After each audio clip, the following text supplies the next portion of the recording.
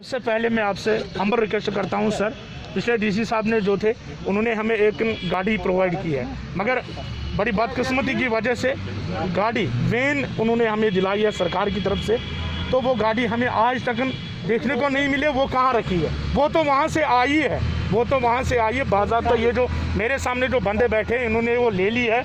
किसी भी जितने भी ओवरऑल डिस्ट्रिक्ट ज़िले अनंतनाग के हैंडीकैप्ड हैं उनको उसका कोई फ़ायदा नहीं है। मैं सर आपसे दरखास्त करता हूँ वो सुबह से आपके ऑफिस में होनी चाहिए। किसी को मतलब हमारी सबकी डिमांड है कि अगर किसी को